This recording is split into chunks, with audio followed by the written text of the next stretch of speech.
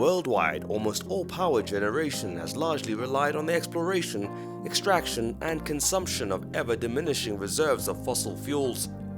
Not only is the prospect of diminishing fossil resources a concern for much of the world as energy demand escalates in most countries, but so is the increase in the awareness of the damage brought to the environment, communities, and the future cost associated with living in a polluted world. SA is part of the top 10 producers of coal worldwide.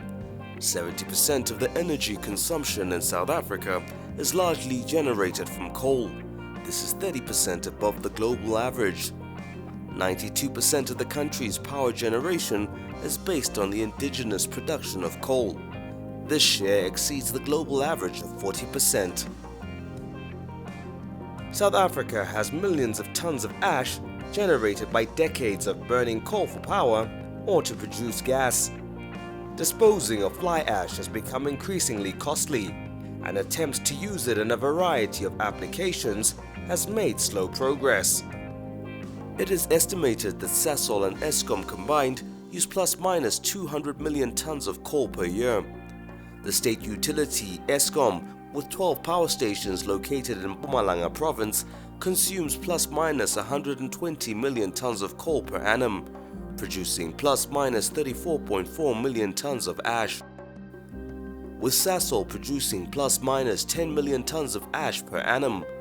5 of the 6 ash dams in Secunda have reached capacity, and Sasol is currently busy with the construction of another ash facility to fulfill ash disposal requirements for their operations. Alarming projections. In 2039, it is approximated that plus-minus 270 million tons of ash will be produced in South Africa. 70% of that will be in Mpumalanga. As coal continues to dominate the energy generation sector in South Africa, the challenges posed by ash in the environment and human health are bound to increase.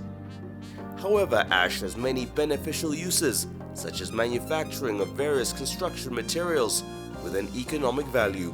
In the State of the Province address delivered in 2015, the Premier of Mpumalanga, Honorable Didi Mabuza, stated, "In partnership with private and public sector companies, we will establish fly ash brick manufacturing incubators aimed at building a robust SMME-dominated construction materials sector, using our abundant fly ash waste." Mpumalanga government, in collaboration with Mr. Brick, was conceived in fulfillment of the vision put forward in the fulfillment of the Premier's declaration in SOPA 2015. This company started back in 2016. It's youth-owned. It's 5 youth companies. They've come together and form a consortium.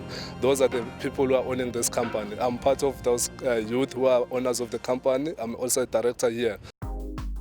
Mr. Brick business concept is premised on taking advantage of opportunities brought by the governing of ash to create a 100% black-owned, world-class construction material manufacturing industry with a specific focus on ash as the primary raw material. Mr. Brick has started with manufacturing of a selection of brick forms, the maxi, hollow, and stock, using various forms of grades of ash. The production capacity is currently at 136,500 bricks per month, with an ash consumption of 1,000 tons per month, employing 28 people at a full-time basis. 28 youth have been permanently employed in this company. Out of these 28, all of them, they are coming from different families. That means about 100 people are benefiting out of this company. And we're looking forward to creating more job opportunities. And also, we've also formed a youth cooperative that is rendering security services to us as a company, as part of empowering those youth, local youth as well. I was security before, so then after that, I was planting. From there, kuba seplanting izinto engiyifundile planting ukuthi sizokwenza istina each and every time. Abantu abasebenza la bajabulile kakhulu because njengoba wazi ukuthi amathuba omsebenzi mancane la eSouth Africa, so thina sinenhlanhla ukuthi sibe la eMr Brick ngokuthi lokho esikutholaayo siyakhona ukuthi senze idingo zemndeni yethu nokuthi amaboss wethu asiphethe kahle. Mr. Brick is currently supplying Timber City, Deltro Contractors, Nondagana, and Evander Hardware. Production is currently not meeting the demand, and expansion capital is required to increase the production capacity to 1 million bricks per month, which will then increase the ash consumption to 7,400 tons per month, with an employment growth to 60 people at a full-time basis. A future research and development plan of expanding the product offering into the manufacturing of floor tiles, ceiling boards, and other products are part of a long-term development strategy.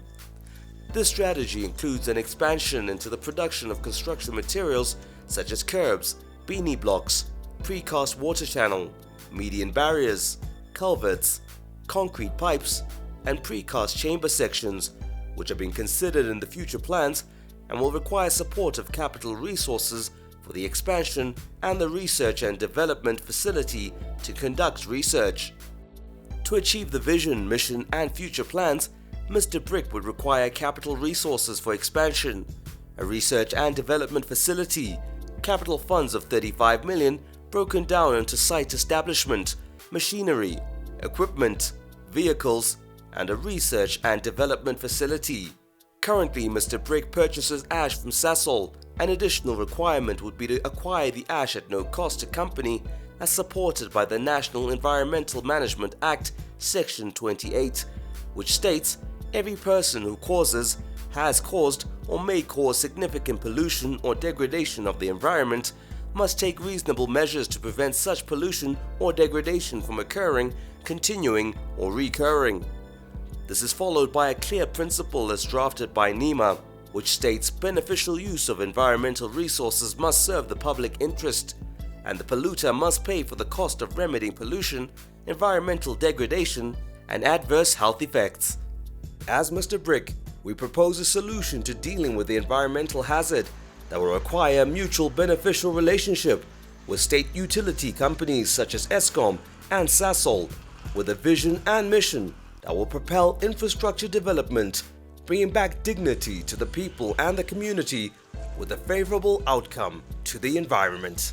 I would love to see this company getting bigger, expanding the company, becoming one of the major contributors in terms of brick supplying around the province or even all over South Africa.